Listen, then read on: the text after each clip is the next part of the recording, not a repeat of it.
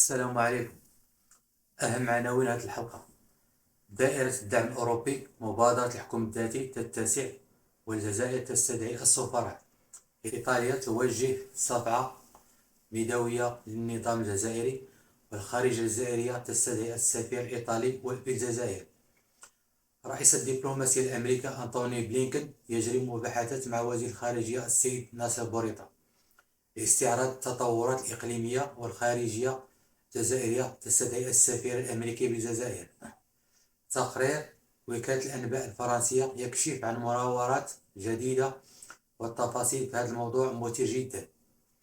رئيس حزب فرنسي وجه رسالة عاجلة إلى الرئيس الفرنسي يطالب بتصحيح الأخطاء مع المغرب، وأعلن أنه في مجال انتخب رئيسا لفرنسا سيعترف فورا بسيادة المغرب على الصحراء. فهذه كانت أهم العناوين هذه الحلقة.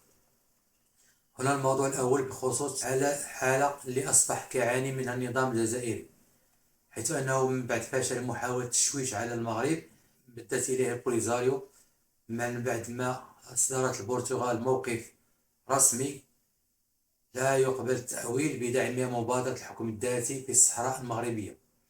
هذا الشيء خلال اجتماع رفيع المستوى لتعقد بين المغرب والبرتغال، ترأسه رئيس الحكومة البلدين بالعاصمة لشبونة. فمن بعد ما ممثل البوليساريو عن خيبة أمله مما جاء في البيان المشترك لذلك الاجتماع رفيع المستوى بين حكومتي الرباط ولشبونة، ويكرس الإعلان المسار المهم والحيوي يتخذه ملف الصحراء المغربية داخل الاتحاد الأوروبي، حيث يسير المغرب نحو استقطاب أكبر عدد من البلدان من أجل دعم مبادرة الحكم الذاتي بشكل علني وصريح. فبعد فشل تحركات بوليزاريو، استدعت الجزائر يوم أمس الأحد السفير البرتغالي بالجزائر، واستقبل الأمين العام لوزارة الشؤون الخارجية المدعو عمار بلاني. ونشرت الخارجية الجزائرية بيان كيقول أن الطرفان تطرقوا لجملة من القضايا الدولية والجهوية لاهتمام مشترك، وعبروا عن ارتياحهم لتقارب وجهات النظر فيما يتعلق بمختلف التحديات، وجددوا تمسكهم بمبادئ الشرعية الدولية في تسوية النزاعات. القرار البرتغالي نصف مناورات البوليزاريو والجزائر لكي يحاول التشويش على موقف ملف الصحراء المغربية. كذلك يجب الإشارة إلى أن هذا المدعو بلاني استدعى يوم الخميس سفير إيطاليا بالجزائر. ونشرت الخارجية الجزائرية بيان كيقول أن الجانبان تطرقوا للمسائل الإقليمية والدولية ذات الاهتمام المشترك فيما بعد تطورات قضية الصحراء. لكن خلال المباحثات اتضح أن الجزائر مصدومة خذلان إيطاليا ليلى بشأن اللائحة الأوروبية، والتفاصيل في هذا الموضوع سأتطرق إليها فيما بعد. كذلك من بعد استدعاء السفير الإيطالي والسفير البرتغالي، كان ملف الصحراء المغربية لقاء جديد يوم أمس الأحد للمدعو بلاني والسفير الأمريكي بالجزائر، وهذا الشيء بمقرر وزارة الداخلية الجزائرية. وبحسب بيان الخارجية الجزائرية قال أن اللقاء سمح بالتطرق مطولا المسائل الإقليمية والدولية ذات الاهتمام المشترك، لا سيما الاستقرار والأمن في المنطقة، وكذا آخر مستجدات قضية الصحراء. في جهة الاجتماع أمس قبل انطلاق مناورة الأسد الإفريقي. هذه المناورات غادي تجرى ما بين 22 ماي إلى 16 يونيو. هذه المناورة ستجري في جهات أكادير، طنطان، محبس، تيزنيت، قنيطرة، بنقرير وتيزنيت. اللي جا لقى بلاني بالسفيرة الأمريكية بالتزامن مع مكالمة أجراها الرئيس الدبلوماسي الأمريكي أنتوني بلينكن مع وزير الخارجية السيد ناصر بوريطة. وكان ملف الصحراء والصراع الإسرائيلي الفلسطيني والحرب في أوكرانيا والنزاع في سوريا في قلب محادثات بين وزير الخارجية المغرب وأمريكا، مع تأكيد وزير الخارجية الأمريكي على التزامه المستمر بمواصلة تعزيز الشراكة الأمنية واقتصادية الثنائية بين الولايات المتحدة والمغرب. وبحسب بلاغ الخارجية الأمريكية، أشاد بلينكن بالدور الحاسم اللي كيلعبوا جلالة الملك محمد السادس في دفع عجلة التنمية الإقليمي وقيادة جلالة الملك في مجال تعزيز مستقبل الأمن ومزدهر للإسرائيليين والفلسطينيين. وتطرق الوزير بحسب نفس البيان بأهمية منتدى النقب، كما أكد الجانبان على أهمية الالتزام الكامل بوقف إطلاق النار اللي تم التوصل إليه بين إسرائيل وغزة.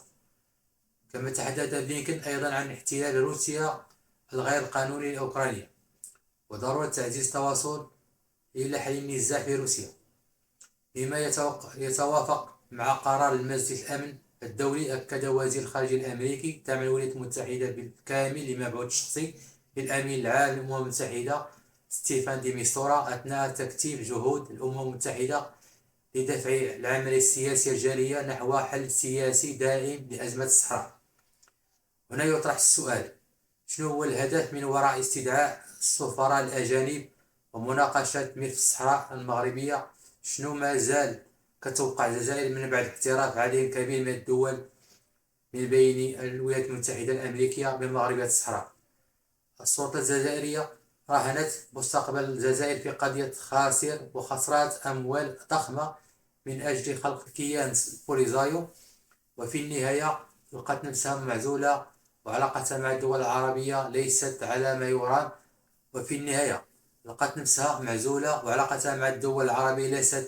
ما يرام. كما أن علاقتها حتى مع مجموعة من الدول الأوروبية اللي كانت تعتقد أنها تحقق مجموعة من المكاسب السياسية الدبلوماسية والاقتصادية والاجتماعية ستقف إلى جانبها مقابل الغاز. هذه الدول وجهت ضربة موجعة للجزائر استفاقت على وقع الصدمة وخذلان فرنسا وإيطاليا لياليها بشأن لائحة البرلمان الأوروبي اللي انتقدت وضعية الإعلام الجزائري، حيث كان النظام الجزائري يراهن على دور النواب الحزبين الحاكمين في فرنسا وإيطاليا لتفريغ اللائحة من محتواها وإعطائها التزكية، خاصة أن اللائحة تأتي قبل أسابيع قليلة من زيارة الرئيس الجزائري إلى باريس. وفي هذا الصدد كشف مصدر دبلوماسي موقع كل شيء على الجزائر: هذا الموقع المحجوب في الجزائر كشف عن انزعاج جزائري شديد من غياب دور النواب الحزبين الحاكمين في فرنسا وإيطاليا، هادو اللي كتعتبرهم الجزائر شريكين رئيسيين، وخاصة بنفس المصدر ليكون تصويت نواب حزب النهضة الفرنسي ونواب حزب أخوة إيطاليا لتنتمي إليه رئيسة الوزراء جورجيا ميلوني بشكل مصدر قلق حقيقي للسلطة الجزائرية اللي وقعت تحت صدمة الخذلان ممن كانت تعتبرهم شركائها وحلفائها داخل الاتحاد الأوروبي. هذا الأمر شكل طعنة والسلطة الحاكمة في البلاد ويخرج موقفها أمام الرأي العام المحلي لتحاول إقناعه بتحقيق المكاسب السياسية والدبلوماسية والاقتصادية والاجتماعية تضاهي بها القوى الإقليمية، قبل أن تتفاجأ بخذلان نواب الحزبين الحاكمين في باريس وروما. فالجزائر كانت تراهن على تنازلات مختلفة للشركاء الأوروبيين في المجال الاقتصادي والتجاري من أجل كسب صمت النخب الغربية على النمط السياسي في الجزائر، لا سيما فيما يتعلق بمسألة حقوق الحريات، غير أن الرسائل الأوروبية الرسمية للجزائر مفاد لا تنازع عن القيم الأوروبية في مجال الحريات والحقوق. لكن في النهاية مهما بلغ حجم هذا الإهانات الجزائر كيبقى النظام الجزائري مستمرا في تقبل الإهانات وتقديم تنازلات، وهذا الشيء نكاية في المغرب في محاولة قطع الطريق أمام أي تقارب مغربي فرنسي لتبني فرنسا موقف واضح في قضية الصحراء المغربية. وهذا الشيء اللي كيخاف منه العسكر الجزائر، فمن بعد قرار البرلمان الأوروبي والامتصاص غضب عسكر الجزائر اللي ربما قد يتجه مرة أخرى لاتخاذ قرار تأجيل وإلغاء زيارة الرئيس الجزائري إلى فرنسا. وفي هذا الصدد نشرت وكالة الأنباء الفرنسية تقريرا تحت عنوان الجرم المشهود واستخدامات عمدا لغة انتقادية للغاية تجاه المملكة من خلال تقديم النواب الأوروبيين على أنهم انتقدوا بشدة وطالبوا باتخاذ إجراءات ضد المغرب، في حين وبشأن قرار البرلمان يدين الجزائر اعتمدت عبارات مخففة واكتفت بتأكيدها أن النواب الأوروبيين طلبوا ودعوا الجزائر في هذا الاختلاف في المعاملة واختيار المصطلحات يعطي تصور خاطئ للوضع الحقيقي في البلدان، لكن الرسالة الهدف من ورائها بالأساس من فحوى قرار البرلمان الأوروبي ضد الجزائر هذا مناورة جديدة لمحاولة لإعادة عسكر الجزائر إلى بيت الطاعة، تتماشى بالضغط السياسي والإعلامي الفرنسي لتم تسخيره وتراجع المغرب عن مطالب فرنسا بالخروج من المنطقة الرمادية والاعتراف بمغربية الصحراء. كذلك بخصوص قضية الصحراء المغربية، انتقد رئيس حزب الجمهورية موقف باريس من قضية الصحراء المغربية وإصرار فرنسا على البقاء في المنطقة الرمادية إزاء هذا الأمر. جاء تصريح رئيس حزب الجمهوري الفرنسي أيام قليلة على زيارة قام بها للرباط، حيث التقى بمسؤولين حزبيين وحكوميين مغاربة وأكدوا وقالوا السيادة المغربية على الصحراء لا جدال فيها. وفي لقاء صحفي يوم أمس الأحد جدد التأكيد على أن سيادة المملكة المغربية على الصحراء لا تقبل الشك، وأن الواقع التاريخي تثبت مغربية الصحراء، واعتبرها أن الأمور جد واضحة وأن جزء صفقة وحيدة في إطار النقاش واعتقال لأسباب سياسية داخلية تخص القيادة ديالها. كما أشار كذلك تطور كبير اللي كتعرفوا منطقة الصحراء المغربية والإدارة المثالية لأقاليم جنوبية من قبل المغرب، وأكد أنه في حالة فوزه برئاسة الجمهورية الفرنسية سيعترف رسميا سيادة المغرب على كافة ترابه كما فعلت الإدارة الأمريكية.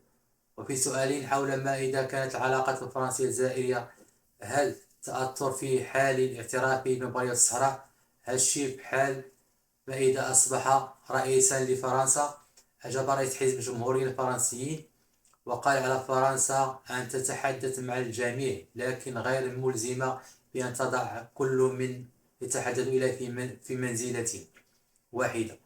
أشار إلى أن فرنسا تنازلت كثير لفائدة الجزائر، وفي المقابل قال لا تكف الجزائر عن إصدار تصريحات عدائية تجاه فرنسا وطلب تصحيح الأخطاء المرتكبة ووجه رسالة عاجلة للرئيس الفرنسي لتجاوز الأزمة بين الرباط وباريس وبناء علاقة جيدة على أساس الثقة والتعاون تقوم على منطق رابح. فالحقيقة منذ وصول إلى رئاسة فرنسا عرفت العلاقة الثنائية حالة من التوتر المتصاعد، وتراجعت مكانة فرنسا كشريك للمغرب على مستوى العلاقات الاقتصادية والتجارية والاستثمارات في الصناعة والنقل والسياحة والخدمات.